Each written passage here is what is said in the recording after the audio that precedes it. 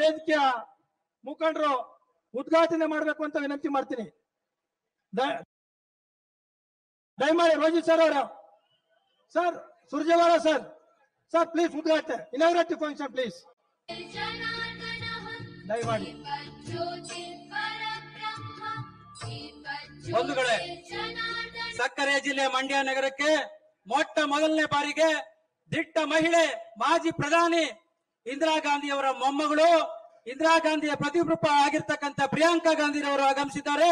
ನಮ್ಮ ಜಿಲ್ಲೆಗೆ ಆಗಮಿಸಿರ್ಲಿಕ್ಕೆ ಅವರಿಗೆ ಹೃತ್ಪೂರ್ವಕವಾದಂತಹ ಸ್ವಾಗತವನ್ನ ಮಂಡ್ಯ ಜಿಲ್ಲೆಯ ಜನತೆಯ ಪರವಾಗಿ ಕೋರ್ತಾ ಇದ್ದೇವೆ.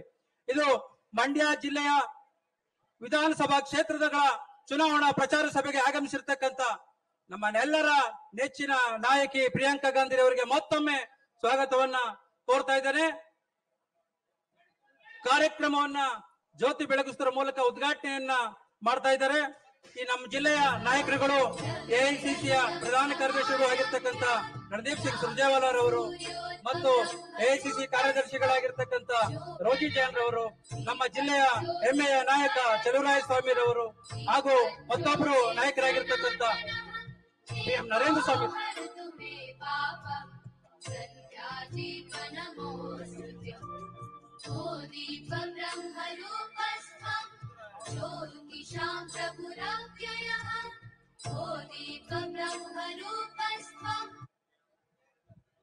ಈಗ ಮಂಡ್ಯ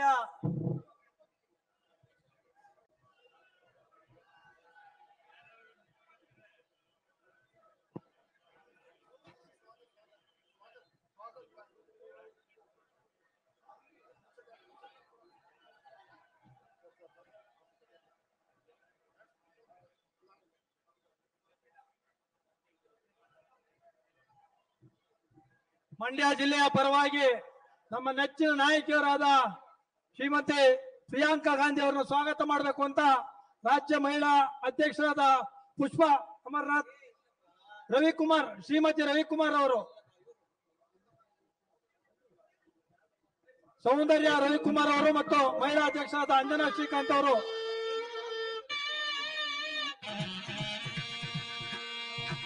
ಸಾಂಪ್ರದಾಯಿಕ ಸ್ವಾಗತವನ್ನ ಮಹಿಳಾ ಅಧ್ಯಕ್ಷರಾದ ಅಂಜನಾ ಶ್ರೀಕಾಂತ್ ಅವರು, ನಮ್ಮ ರವಿಕುಮಾರ್ ಅವರ ಶ್ರೀಮತಿಯವರಾದ ಸೌಂದರ್ಯ ರವಿಕುಮಾರ್ ಅವರು, ರಾಜ್ಯ ಮಹಿಳಾ ಅಧ್ಯಕ್ಷರಾದ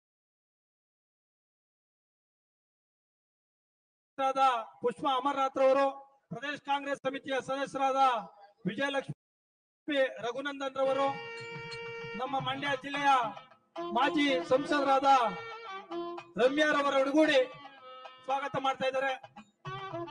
ಆತ್ಮೀಯವಾದ ಸ್ವಾಗತವನ್ನ ಕೋರ್ತಾ ಇದ್ದೀವಿ ಮಂಡ್ಯ ಜಿಲ್ಲೆ ವತಿಯಿಂದ. बोलो भारत माता की, कांग्रेस पार्टी की, प्रियंका गांधी की, सोनिया गांधी की, मल्लिकार्जुन खड़गे की. ನಮ್ಮ ನಿಮ್ಮೆಲ್ಲರನ್ನು ಉದ್ದೇಶಿಸಿ ಈ ಸಮಾವೇಶದ ಪ್ರಚಾರ ಭಾಷಣವನ್ನ ಮಾಜಿ ಸಂಸದರಾದ ಕುಮಾರಿ ರಮ್ಯಾರವರು ಈ ಪ್ರಚಾರ ಭಾಷಣವನ್ನ ಮಾಡಬೇಕು ಅಂತ ನಮ್ಮೆಲ್ಲರ ಪರವಾಗಿ ವಿನಂತಿ ಮಾಡ್ತೀನಿ.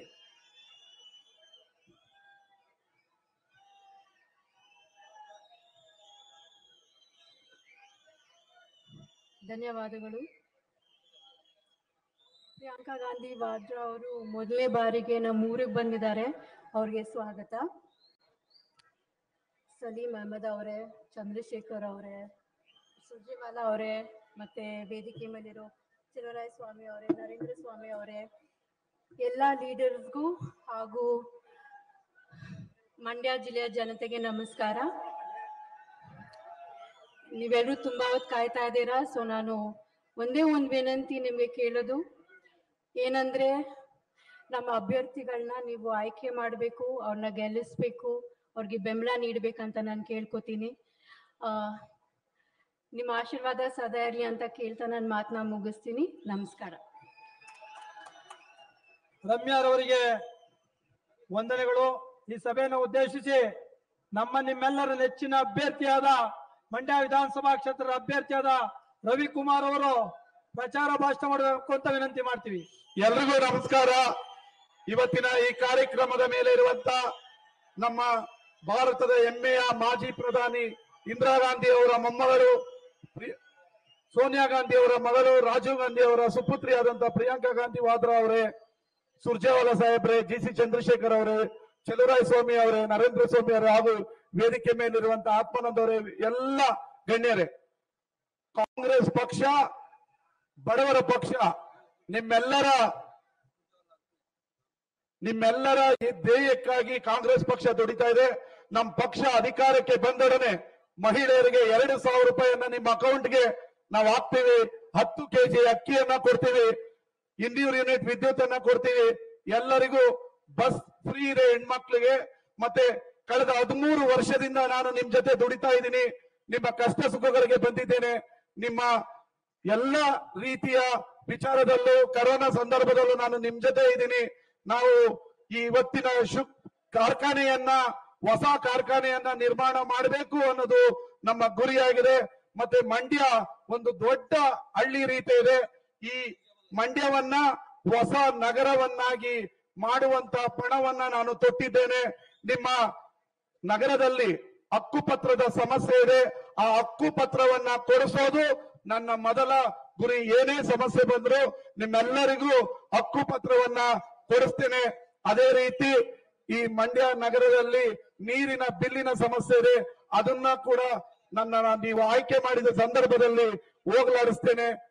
ಮಂಡ್ಯ ನಗರವನ್ನ ಮಹಾನಗರವನ್ನಾಗಿ ಮಾಡೋ ಒಂದು ಧ್ಯೇಯವನ್ನ ಇಟ್ಕೊಂಡಿದ್ದೇನೆ.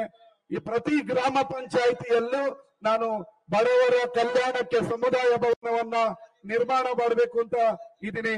ಕೆರಗೋಡ್ನಲ್ಲಿ ಒಂದು ಸೂಪರ್ ಸ್ಪೆಷಾಲಿಟಿ 100 ಬೆಡ್ಡಿನ ಆಸ್ಪತ್ರೆಯನ್ನ ನಿರ್ಮಾಣ ಮಾಡಬೇಕು.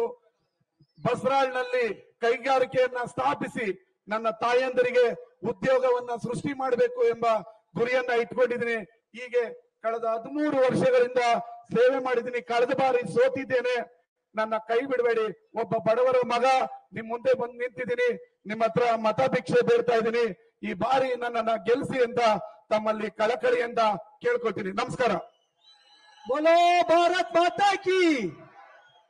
ನಿಮ್ಮೆಲ್ಲರನ್ನ ಉದ್ದೇಶಿಸಿ ಈಗ ನಮ್ಮ ರಾಷ್ಟ್ರದ ಉಕ್ಕಿನ ಮಹಿಳೆ ಎಂದು ಹೆಸರಾಂತ ಶ್ರೀಮತಿ ಇಂದಿರಾ ಗಾಂಧಿ ಅವರ ಮೊಮ್ಮಗಳು, ನಮ್ಮೆಲ್ಲರಿಗೂ 18 ವರ್ಷಕ್ಕೆ ಮತದಾನದ ಹಕ್ಕನ್ನ ಕೊಟ್ಟು ಭಾರತ ದೇಶವನ್ನ ಕ್ರಾಂತಿಕಾರಿ ದೇಶವನ್ನಾಗಿ ಮಾಡಿದಂತ ರಾಜೀವ್ ಗಾಂಧಿ ಅವರ ಮಗಳು, ನಮ್ಮೆಲ್ಲರ ನೆಚ್ಚಿನ ನಾಯಕಿಯವರಾದ ಶ್ರೀಮತಿ ಪ್ರಿಯಾಂಕಾ ಗಾಂಧಿ ಅವರು ನಿಮ್ಮೆಲ್ಲರನ್ನು ಉದ್ದೇಶಿಸಿ ಮಾತಾಡಬೇಕು ಅಂತ ವಿನಂತಿ ಮಾಡ್ತೀನಿ.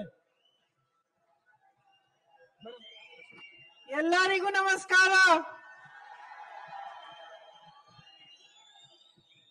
श्री रणदीप सिंह सुरजेवाला जी, श्री सलीम अहमद जी, श्री जी.सी. चंद्रशेखर जी, श्रीमती नेता डिसूजा जी, दिव्या जी, आपको देख के बहुत खुशी हुई आज बहुत दिनों बाद, मधु मडेगौड़ा जी, श्री सी.डी. गंगाधर जी, श्री चेल्लू वर्य स्वामी जी, नरेंद्र स्वामी जी, श्री रवि कुमार गौड़ा जी, आप सबका इस सभा में बहुत बहुत स्वागत।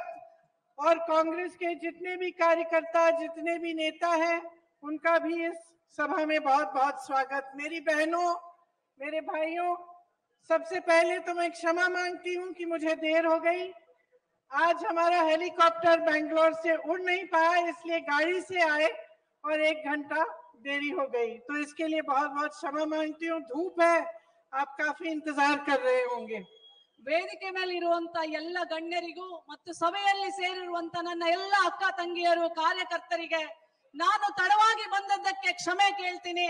ಯಾಕೆ ಅಂದ್ರೆ ಹೆಲಿಕಾಪ್ಟರ್ ಸರಿಯಾಗಿ ಮೇಲೆ ಹಾರಲಿಲ್ಲ, ನಾನು ರೋಡ್ ಅಲ್ಲಿ ಬರ್ಬೇಕಾಯ್ತು. ಅದಕ್ಕೋಸ್ಕರ ನಾನು ನಿಮ್ಮೆಲ್ಲರಲ್ಲೂ ಕ್ಷಮೆ ಕೇಳ್ತೀನಿ. शक्करे नगरा मांड्या में आकर मुझे बहुत बहुत खुशी हो रही है। आपकी धरती को मेरा प्रणाम। ಸಕ್ಕರೆ ನಾಡಿನ ಮಂಡ್ಯಗೆ ಬಂದು ಬಹಳ ಖುಷಿ ಆಯ್ತು. ಈ ಮಣ್ಣಿನ ನೆಲಕ್ಕೆ ನನ್ನ ನಮಸ್ಕಾರಗಳು. पूरा देश जानता है कि यहाँ के किसानों की मेहनत से ही कर्नाटका आगे बढ़ा है, और आपकी धरती जिसके प्रति आपकी श्रद्धा है, उसके लिए आप मेहनत से दिन रात एक करते हैं। ಕರ್ನಾಟಕದ ರೈತ ಬಹಳ ಕಷ್ಟ ಪಡ್ತಾನೆ, ಹಗಲು ರಾತ್ರಿ ಕಷ್ಟಪಟ್ಟಂತ ರೈತನಿಗೆ ಒಳ್ಳೆಯದಾಗಲಿ।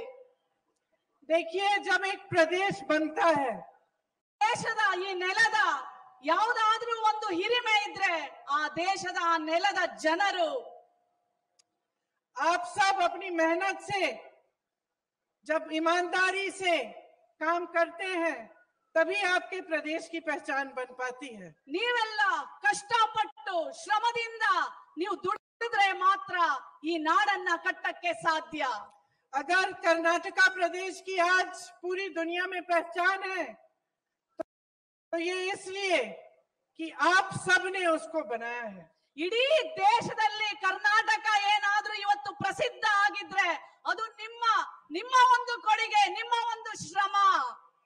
आपकी एक मजबूत पुरानी संस्कृति, आपकी सभ्यता, जिसे बसवन्ना जी जैसे महात्माओं ने, नारायण गुरु जी जैसे महात्माओं ने अपनी शिक्षा से सींचा, आपकी मेहनत, यहाँ के किसान, यहाँ के नौजवान, मेरी बहनें, आप दिन रात मेहनत करती हैं, इसीलिए आज पूरी दुनिया में कर्नाटका पहचाना जाता है। ಕರ್ನಾಟಕದಲ್ಲಿ ಹುಟ್ಟಿದಂತ ಬಸವಣ್ಣನವರು, ನಾರಾಯಣ್ ಗುರುಗಳ ಒಂದು ಏನು ಸಂಸ್ಕೃತಿ, ನಮ್ಮ ಇಡೀ ಕರ್ನಾಟಕ ಜನದ ಏನು ಆ ಸಂಸ್ಕೃತಿ ಇದೆ, ಇವತ್ತು ಈ ನಾಡಿನ ಹೆಣ್ಣು ಮಕ್ಕಳು, ಯುವಕರು ಪ್ರತಿಯೊಬ್ಬರು ಆ ಸಂಸ್ಕೃತಿಯಿಂದ ನಡ್ಕೊಳ್ತಾರೆ। ಅದರಿಂದ ಕರ್ನಾಟಕ ಇಡೀ ದೇಶದಲ್ಲೇ ಪ್ರಸಿದ್ಧ। तो जब अपना प्रदेश इतना महान है, प्रकृति की सारी देन है, जनता मेहनती है, दिन रात काम करके प्रदेश को बनाती है, बच्चे ज्यादातर शिक्षित हैं, तो फिर ये परिस्थितियां क्यों हैं कि आज कर्नाटका में जिससे भी मैं बात करती हूं पता चलता है कि आप परेशान हैं, महंगाई की वजह से त्रस्त है, बेरोजगार है और मुश्किलों से आपका जीवन भरा है। ನಾನು ಕರ್ನಾಟಕದ ಜನರನ್ನ ನೋಡಿದಾಗ ಕರ್ನಾಟಕದ ಜನರು ಬಹಳ ವಿದ್ಯಾವಂತರು, ಕಷ್ಟಪಟ್ಟು ಮುಂದೆ ಬರುವಂತ ಜನರು। ನಾನು ಎಲ್ಲೋದ್ರು ಈಗ ಈ 5 ವರ್ಷಗಳ ಕಾಲ ಎಲ್ಲಿ ನಾನು ಯಾರನ್ನ ಮಾತಾಡಿಸಿದ್ರು ಬಹಳ ಕಷ್ಟ, ಸಂಕಷ್ಟದ ಸಮಯ। ಯಾಕೆ ಈ ತರ ಯಾಕಾಗಿದೆ ಇವಾಗ 5 ವರ್ಷಗಳ ಕೆಳಗಡೆ? देखिए, आपने सुना होगा कि एक नाम है इस सरकार का जो 3.5 सालों से आपके प्रदेश में चल रही है, 40% सरकार। ಕಡೆಯ 3 ವರ್ಷಗಳಿಂದ ಈಗ ಇರುವಂತ ಏನು ಬಿಜೆಪಿ ಸರ್ಕಾರಕ್ಕೆ 40% ಕಮಿಷನ್ ಸರ್ಕಾರ ಅಂತ ಹೇಳ್ತಾ ಇದ್ದಾರೆ। सुना है कि नहीं? ಕೇಳಿದಿರಾ ಇಲ್ವಾ? ನೀವೆಲ್ಲ ಮಾತಾಡ್ಬೇಕು। सुना है? इसका मतलब क्या है? इसका मतलब ये है कि 3.5 सालों से ये सरकार आपको लूट रही है। ಕಳೆದ 3 ವರ್ಷಗಳಿಂದ ಈ ಸರ್ಕಾರ ನಮ್ಮ ಜನರನ್ನ ಲೂಟಿ ಮಾಡ್ತಾ ಇದೆ। ये बनी ही, इसकी शुरुआत ही गलत तरीके से हुई। विधायकों को खरीद के दूसरी सरकार को तोड़ के ये सरकार बनाई गई। ಈ ಸರ್ಕಾರ ಆಯ್ತಲ್ಲ, ನ್ಯಾಯದಿಂದ ಆಗ್ಲಿಲ್ಲ, ಜನರನ್ನ ಶಾಸಕರನ್ನ ಕೊಂಡ್ಕೊಂಡ್ರು, ಹಣ ಕೊಟ್ಟು ಕೊಂಡ್ಕೊಂಡು ಈ ತರ ಒಂದು ಕೆಟ್ಟ ಸರ್ಕಾರ ರಚನೆ ಆಯ್ತು। अब जब हम कहते हैं कि एक सरकार आपको लूट रही है, कि 40% सरकार है, इसका मतलब क्या है? ಇವತ್ತು ನಿಮಗೆಲ್ಲ ಗೊತ್ತಿರ್ಲಿ, ಈ ಸರ್ಕಾರ ಲೂಟಿಯ ಸರ್ಕಾರ, 40% ಕಮಿಷನ್ ಸರ್ಕಾರ ಅಂದ್ರೆ ಇದ್ರ ಅರ್ಥ ಏನು? मेरी बहनें यहाँ बैठी हैं, जब हम ऐसा कहते हैं तो आपको क्या लगता है कि इसका क्या मतलब है? आपके जीवन पर कैसे इसका असर पड़ता होगा? ಈ 40% ನ ಲೂಟಿ ಮಾಡ್ತಾ ಇದಾರಲ್ಲ ಜನರಿಂದ ಈ ಸರ್ಕಾರ, ಅದು ನಿಮ್ ಮೇಲೆ ಹೆಂಗೆ ಪರಿಣಾಮ ಬೀರುತ್ತೆ ನಿಮ್ಗೆಲ್ರಿಗೂ ಗೊತ್ತಾ? देखो, सबसे पहले जब सरकार का मकसद लूटना होता है या लालच होता है तो काम कम करती है। ಸರ್ಕಾರ ಬಂದಾಗ್ಲೇ ಅವ್ರ ಉದ್ದೇಶ ಏನು? ಬರೀ ಲೂಟಿ, ದುರಾಸೆ ಆಗಿದ್ರೆ ಸರ್ಕಾರ ಏನ್ ನಡೆಸ್ತಾರೆ ಇವರು?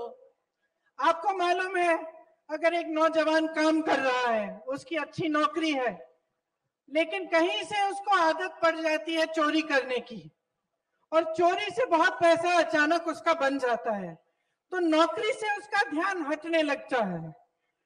उसको लगता है कि चोरी से आसानी से इतना सारा पैसा बन रहा है तो चोरी ही कर लेता हूँ।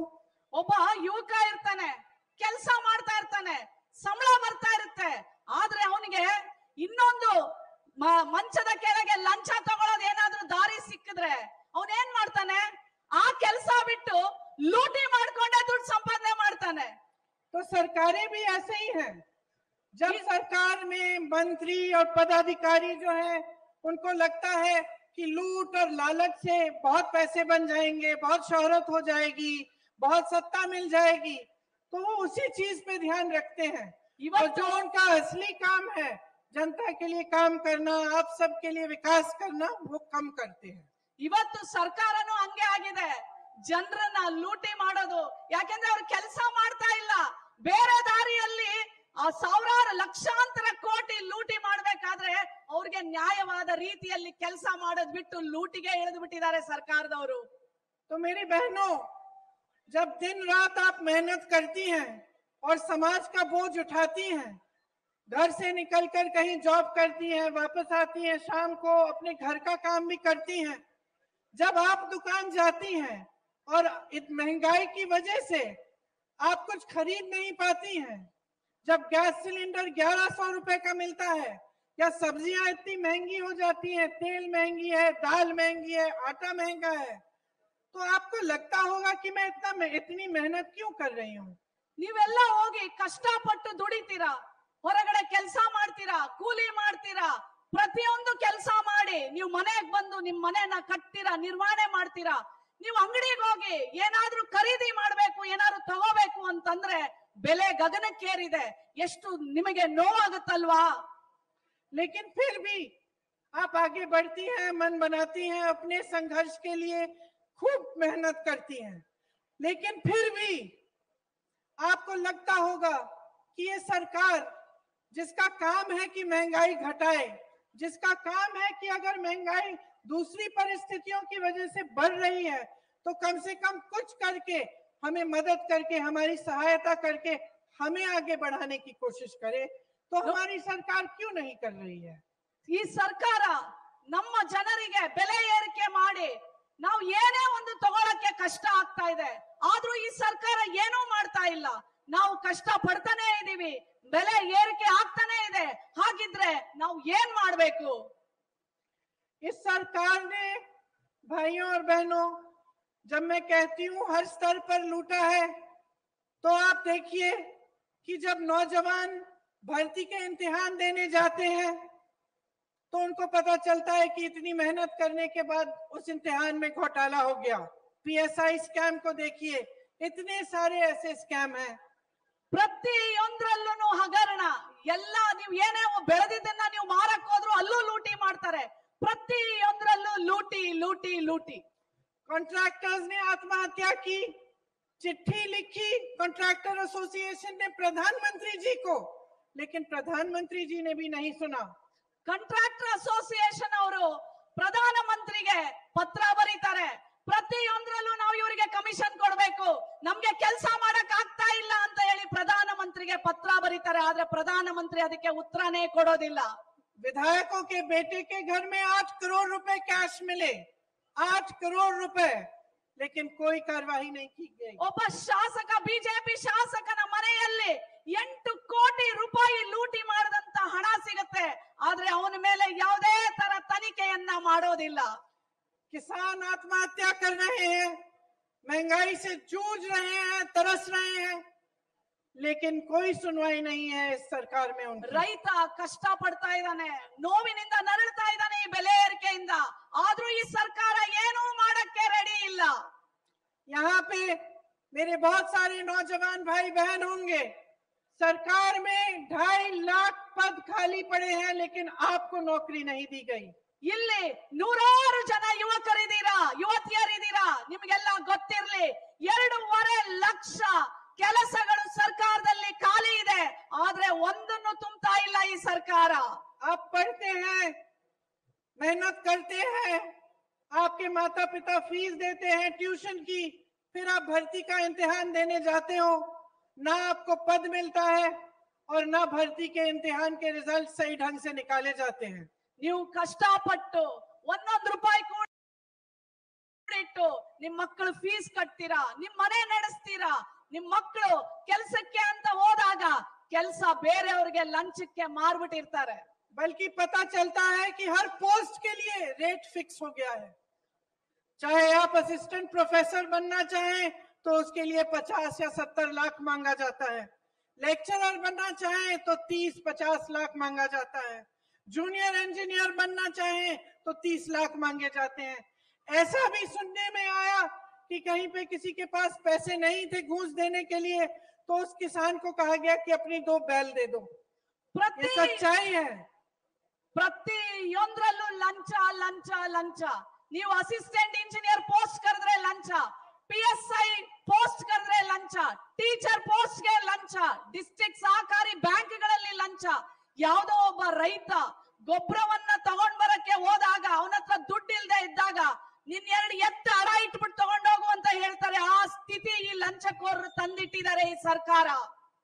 ये किसानों का प्रदेश है कर्नाटका, और किसानों के लिए देखिए किस तरह से इस सरकार ने किया। ಈ ಕರ್ನಾಟಕ ರೈತರ ನಾಡು, ಆದ್ರೆ ರೈತರ ಬದುಕನ್ನ ಯಾವ ತರ ತಂದಿಟ್ಟಿದ್ದಾರೆ ಈ ಸರ್ಕಾರ ನೀವು ನೋಡಿ। 25,000 रुपए प्रति एकड़ का टैक्स लगा दिया। ಪ್ರತಿಯೊಂದು ಎಕರೆಗೆ 25,000 ತೆರಿಗೆ ಕಟ್ಟಬೇಕು ರೈತ। खाद पर 5% GST लगाया। ಅದರಲ್ಲೂ 5% GST ಕಟ್ಟಬೇಕು। ट्रैक्टरों आदि पर 12%, ಟ್ರ್ಯಾಕ್ಟರ್ ತಗೊಳಕ್ ಹೋದ್ರೆ 12% GST ಕಟ್ಟಬೇಕು। पेस्टिसाइड पे 18%, ನಾವು ಗೊಬ್ಬರ ರಸಗೊಬ್ಬರಗಳನ್ನ ತರಕ್ ಹೋದ್ರೆ ಮತ್ತೆ ಅದಕ್ಕೆ ಮತ್ತೆ DST ಹಾಕಿದ್ದಾರೆ। डीजल के दाम बढ़ गए, ಡೀಸೆಲ್ ರೇಟ್ ಜಾಸ್ತಿ ಆಗಿದೆ। DAP का दाम 1350 रुपए हो गया। DSP 1,350 ರೂಪಾಯಿ ಆಗ್ಬಿಟ್ಟಿದೆ। जहां दाम बढ़ाया नहीं, वहां जो बैग के अंदर यूरिया डलता है उसको कम कर दिया। पहले 50 किलो का बैग मिलता था, अब उतने ही पैसों के लिए आपको 45 का मिलता है।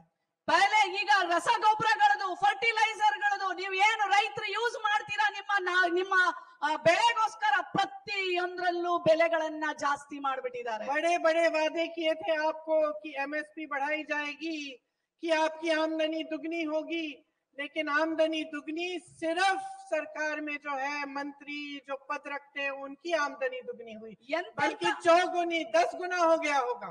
ಎಂತೆಂತ ಮಾತು ಕೊಟ್ಟಿದ್ರು ರೈತರಿಗೆ, ನಿಮಗೆ ಕನಿಷ್ಠ ಬೆಲೆಯನ್ನ ನಾವು ಹೆಚ್ಚಿಗೆ ಮಾಡ್ತೀವಿ, ಎಕರೆಗೆ ದುಡ್ಡು ಕೊಡೋದು ಅಂತ ಹೇಳಿದ್ರು। ಪ್ರತಿಯೊಂದು ಸರಕುಗಳ ಬೆಲೆಗಳನ್ನ ಕಡಿಮೆ ಮಾಡ್ತೀವಿ ಅಂತ ಹೇಳಿದ್ರು। ಇವತ್ತು ಕಡಿಮೆ ಆಗಿಲ್ಲ, ಅದನ್ನ 2ರಷ್ಟು ಡಬಲ್ ಆಗೋಗಿದೆ ಇವತ್ತು ಎಲ್ಲದರ ಖರ್ಚು। जहां बाकी प्रदेशों में 3,500 से 4,000 पर क्विंटल FRP मिलता है, यहाँ आपको सिर्फ 2,750 मिलता है। ಬೇರೆ ಬೇರೆ ರಾಜ್ಯಗಳಲ್ಲಿ ಒಂದು ಎಕರೆಗೆ 4,500 ಇಂದ 3,500 ನಮಗೆ ಬೆಂಬಲ ಬೆಲೆ ಸಿಕ್ಕಿದ್ರೆ ಇಲ್ಲಿ ಬರೀ 2,500 ರೂಪಾಯಿ ಸಿಗ್ತಾ ಇದೆ। आपके चीनी का मिल है यहाँ, उसका निजीकरण करने की कोशिश हो रही है। ಇಲ್ಲಿ ಸಕ್ಕರೆಯ ಫ್ಯಾಕ್ಟರಿಗಳಿದಾವೆ, ಅದನ್ನು ಖಾಸಗೀಕರಣ ಮಾಡಕ್ಕೆ ಯೋಚನೆ ಮಾಡ್ತಾ ಇದ್ದಾರೆ। कांग्रेस पार्टी उसे होने नहीं देगी। ಕಾಂಗ್ರೆಸ್ ಪಕ್ಷ ಮಾತ್ರ ಆ ತರ ಮಾಡೋದಿಕ್ಕೆ ಬಿಡೋದೇ ಇಲ್ಲ। आपके साथ धोखा नहीं होने देंगे। ನಿಮ್ ಜೊತೆ ಧೋಖಾ ಮಾಡ್ಲಿಕ್ಕೆ ಈ ಸರ್ಕಾರನ ಕಾಂಗ್ರೆಸ್ ಪಕ್ಷ ಬಿಡೋದಿಲ್ಲ। क्योंकि बहुत धोखा हो गया है, बहुत चोरी हो गई है, ತುಂಬಾ ಲೂಟಿ ಆಗಿದೆ, ತುಂಬಾ ಮೋಸ ಆಗಿದೆ ಕರ್ನಾಟಕದ ಜನರ ಜೊತೆ। और भ्रष्टाचार का सिर्फ ये नतीजा नहीं है, बहुत और नतीजे हैं। खास तौर से जब हम रोजगार की बात करते हैं, ನಾವು ಭ್ರಷ್ಟಾಚಾರ ಎಷ್ಟಾಗಿದೆ ಅಂತಂದ್ರೆ ಇವತ್ತು ನಿರುದ್ಯೋಗ ಕೆಲಸನೇ ಇಲ್ಲ। IT में, मोबाइल में, ऑटोमोबाइल्स में, टेक्नोलॉजी में, इलेक्ट्रॉनिक्स में कर्नाटका सबसे आगे होता था। ಕರ್ನಾಟಕ ಮೊದಲು IT-ಯಲ್ಲಿ, ಆಟೋಮೊಬೈಲ್ ಅಲ್ಲಿ, ಮತ್ತೆ ಕಂಪ್ಯೂಟರ್ ಡಿಜಿಟಲ್ ಸಿಸ್ಟಮ್ ಅಲ್ಲಿ ಪ್ರತಿಯೊಂದರಲ್ಲೂ ಕರ್ನಾಟಕ ಮೊದಲು ಬಹಳ ಮುಂದೆ ಇರ್ತಿತ್ತು। जिनको प्रदेशों में कहते हैं ना मॉडल स्टेट, हम तो कह सकते हैं कि यहाँ पे सुपर मॉडल स्टेट था कर्नाटका। ಮೊದಲು ಕರ್ನಾಟಕವನ್ನ ಮಾಡೆಲ್ ಸ್ಟೇಟ್ ಅಂತ ಇರ್ಲಿಲ್ಲ, ಸೂಪರ್ ಮಾಡೆಲ್ ಸ್ಟೇಟ್ ಅಂತ ಕರೀತಾ ಇದ್ರು. आईटी में नंबर 1, ಐಟಿ ಯಲ್ಲಿ ನಂಬರ್ 1ನೇ ರಾಜ್ಯ ಅಂದ್ರೆ ಅದು ಕರ್ನಾಟಕ. जॉब्स में नंबर 1 था, जॉब्स में नंबर 1 था, ಜಾಬ್ ಕೆಲಸಗಳಲ್ಲಿ ಸೃಷ್ಟಿ ಮಾಡೋದ್ರಲ್ಲಿ ನಮ್ಮ ರಾಜ್ಯ ಮೊದಲನೇ ಸ್ಥಾನದಲ್ಲಿತ್ತು. स्टार्टअप्स में नंबर 1, ಎಲ್ಲದರಲ್ಲೂ ಮೊದಲನೇ ಸ್ಥಾನದಲ್ಲಿತ್ತು. बाहर से जो निवेश आता था उसमें भी हम सबसे आगे थे. ಹೊರ ದೇಶದಿಂದ ಕಂಪನಿಗಳು ಬಂದು ಇಲ್ಲಿ ಹೂಡ್ತಾ ಇದ್ರು, ಹಲವಾರು ಕೆಲಸಗಳನ್ನ ಕೊಡ್ತಾ ಇತ್ತು. ಅದರಲ್ಲೂ ನಂಬರ್ 1 ರಾಜ್ಯ ಕರ್ನಾಟಕವಾಗಿತ್ತು. शिक्षा में, टेक्नोलॉजी में, सब में नंबर 1 था. ಶಿಕ್ಷಣದಲ್ಲಿ, ಟೆಕ್ನಾಲಜಿಯಲ್ಲಿ ಕರ್ನಾಟಕ ರಾಜ್ಯ ಯಾವುದ್ರಲ್ಲಾದ್ರೂ ತಗೊಳ್ಳಿ ಮೊದಲು ನಂಬರ್ 1 ಸ್ಥಾನದಲ್ಲಿತ್ತು. लेकिन ये जो 40% की सरकार है जिसने आपको डबल लूट दिया है, डबल इंजन नहीं, इसकी वजह से यहाँ पे बहुत ही नुकसान हुआ.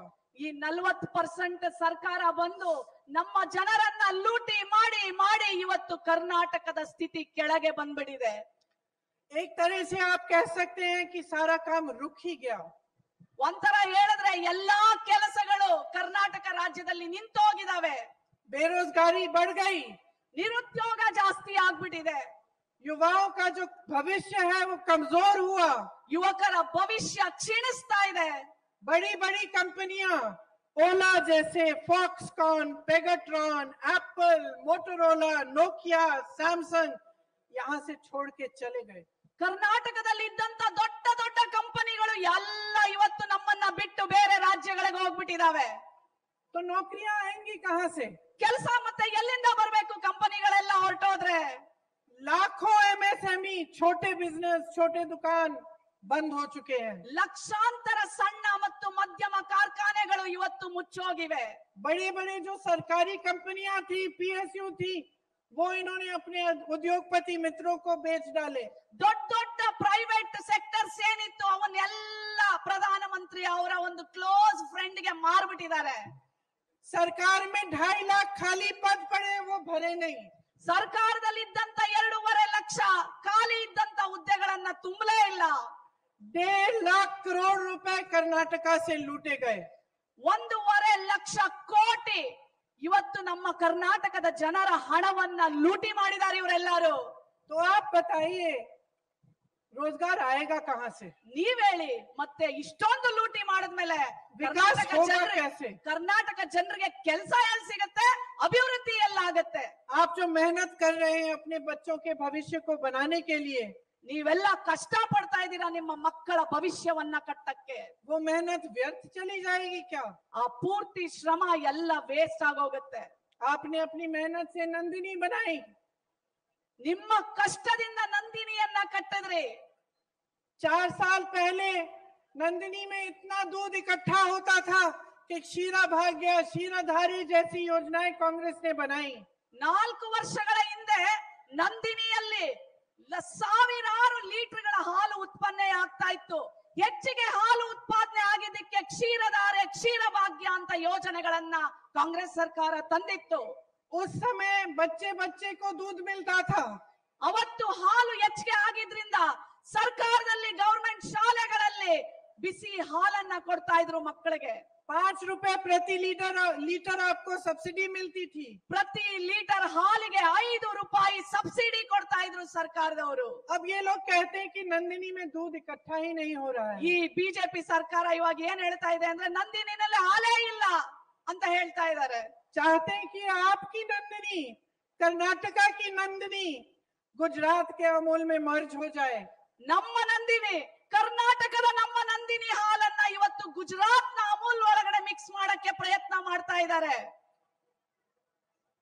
और जानबूझ के फैलाया जाता है कि नंदिनी से दूध इकट्ठा नहीं हो रहा है, हम गुजरात का कोऑपरेटिव ला रहे हैं. ಯಾಕೆ ನೀವು ಅಮೂಲ್ ನ ಮಿಕ್ಸ್ ಮಾಡ್ತಾ ಇದ್ದೀರಾ ನಂದಿನಿಗೆ ಅಂತ ಹೇಳಿದ್ರೆ, ನಂದಿನಿಯಲ್ಲಿ ಹಾಲಿಲ್ಲ ಅಂತ ಹೇಳಿ ನಮಗೆ ಸುಳ್ಳು ಭರವಸೆಗಳನ್ನ ಹೇಳ್ತಾ ಇದ್ದಾರೆ. तो इस तरह से कैसे आगे बढ़ेंगे आप? ಈ ತರ ಮಾಡಿದ್ರೆ ಕರ್ನಾಟಕ ಹೇಗೆ ಮುಂದೆ ಹೋಗಕ್ಕಾಗತ್ತೆ? आपको अपने विषय की बहुत गंभीरता से सोचना पड़ेगा. ನಿಮ್ಮ ಭವಿಷ್ಯಕ್ಕೋಸ್ಕರ ನೀವು ಗಂಭೀರವಾಗಿ ಯೋಚನೆ ಮಾಡಬೇಕು. ये हम लोगों के भविष्य की बात नहीं है, ಇದು नेताओं की, पार्टियों की, सरकारों की। ಇದು ये आपके भविष्य की बात है, आपके बच्चों के भविष्य की बात है। ಇದು ನಮ್ಮೆಲ್ಲರ ಭವಿಷ್ಯ ಅಲ್ಲ, ಇದು ನಿಮ್ಮ ಭವಿಷ್ಯ, ನಿಮ್ಮ ಮಕ್ಕಳ ಭವಿಷ್ಯ, ನಿಮ್ಮೆಲ್ಲರ ಭವಿಷ್ಯ ಈಗ ಇದೆ।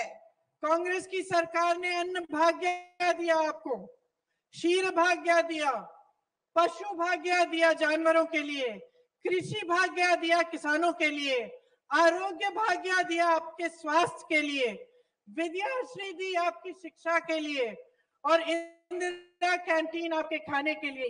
ಇವತ್ತು ಕರ್ನಾಟಕ ಸರ್ಕಾರ, ಕಾಂಗ್ರೆಸ್ ಸರ್ಕಾರ ನಿಮಗೆ ಕ್ಷೀರ ಭಾಗ್ಯ, ಕ್ಷೀರಧಾರೆ, ಇಂದಿರಾ ಕ್ಯಾಂಟೀನ್, ಆರೋಗ್ಯ ಭಾಗ್ಯ ಎಲ್ಲಾ ಭಾಗ್ಯಗಳ ಸುರಿಮಳೆ ನಿಮಗೋಸ್ಕರ ತಂದಿತ್ತು। और आज भी आपके सामने 100% विकास की गारंटी लेके हम आ रहे हैं। ಇವತ್ತು ನಾವು ನಿಮಗೆ 100% ಅಭಿವೃದ್ಧಿಯ ಒಂದು ಪ್ರಾಮಿಸ್ ತಗೊಂಡು ನಾವಿಲ್ಲಿ ಬಂದಿದ್ದೀವಿ। ये जो 2.5 लाख सरकारी पद हैं जो खाली पड़े हैं, इनको हम भरेंगे। ಈ 2.5 ಲಕ್ಷ ಖಾಲಿ ಏನಿದೆ ಸರ್ಕಾರದಲ್ಲಿ ನೌಕರಿಗಳು, ಕೆಲಸಗಳು, ಅದನ್ನೆಲ್ಲ ನಾವು ತುಂಬುತ್ತೀವಿ। गृह लक्ष्मी की एक योजना बनेगी जिससे मेरी बहनों आप सबको 2000 रुपए हर महीने दिए जाएंगे ताकि आप महंगाई का सामना कर पाए। ಗೃಹಲಕ್ಷ್ಮಿ ಯೋಜನೆಯಿಂದ ಮನೆಯ ಹೆಣ್ಣು ಮಗಳಿಗೆ, ಮನೆಯ ಒಡತಿಗೆ 2000 ರೂಪಾಯಿ ಪ್ರತಿ ತಿಂಗಳು ನಿಮ್ಮ ಅಕೌಂಟ್ಗೆ ಬರುತ್ತೆ। ನಿಮ್ಮ ಬೆಲೆ ಏರಿಕೆಯನ್ನ ನೀವು ಸುಧಾರಿಸ್ಕೋಬಹುದು। गृह ज्योति योजना लाएंगे जिससे 200 यूनिट बिजली आपको फ्री मिलेगी। ಗೃಹ ಜ್ಯೋತಿ ಯೋಜನೆಯಲ್ಲಿ ನಿಮಗೆ 200 ಯೂನಿಟ್ ಕರೆಂಟ್ ಫ್ರೀ ಅನ್ನಾಗಿ ಕೊಡಲಾಗುತ್ತದೆ। 10 किलो चावल मिलेगी। ಅನ್ನ ಭಾಗ್ಯದಲ್ಲಿ ಪ್ರತಿಯೊಬ್ಬರಿಗೆ 10 ಕೆಜಿ ಅಕ್ಕಿಯನ್ನ ನಿಮ್ಮ ಮನೆಗೆ ಕೊಡಲಾಗುತ್ತದೆ। नौजवानों के लिए युवा निधि बनाई जाएगी, जिसके पास ग्रेजुएशन है, सर्टिफिकेट है, ग्रेजुएट हो चुका है लेकिन नौकरी नहीं है, उसको 3000 रुपए हर महीने दिए जाएंगे। ಯುವಕರಿಗೆ, ಯಾರಿಗೆ ಕೆಲಸ ಇಲ್ಲ, ಯಾರು ಗ್ರಾಜುಯೇಷನ್ ಡಿಗ್ರಿ ಮುಗಿಸಿದ್ದಾರೆ ಅವರಿಗೆ ಯುವ ನಿಧಿ ಅಡಿ 3000 ಅವರ ಅಕೌಂಟ್ಗೆ ಹಾಕಲಾಗುತ್ತದೆ। जिसके पास डिप्लोमा है उसको 1500 रुपए हर महीने मिलेंगे। ಯಾರಿಗೆ ಡಿಪ್ಲೊಮಾ ಹೋಲ್ಡರ್ಸ್ ಇದ್ದೀರಾ ಅವರಿಗೆ ಕೆಲಸ ಇಲ್ಲ, ಅವರಿಗೆ ಅವರ ಅಕೌಂಟ್ಗೆ 1500 ರೂಪಾಯಿನ ಕೊಡಲಾಗುತ್ತದೆ। नंदिनी को मजबूत किया जाएगा। ನಂದಿನಿಯನ್ನ ಮತ್ತೆ ಇನ್ನಷ್ಟು ಗಟ್ಟಿಯಾಗಿ ಆ ಸಹಕಾರಿ ಸಂಘವನ್ನ ಮಾಡಲಾಗುತ್ತದೆ। मेरी आंगनवाड़ी की बहनें, आपकी जो मानदेय है वो 15000 रुपए बनाई जाएगी। ಅಂಗನವಾಡಿಯ ಕಾರ್ಯಕರ್ತೆಯರು ಅವರಿಗೆ ಆಶ್ವಾಸನೆ ಕೊಡ್ತೀವಿ, ಅವರ ಸಂಬಳವನ್ನ 15000ಕ್ಕೆ ಹೆಚ್ಚಳ ಮಾಡ್ತೀವಿ ಅಂತ।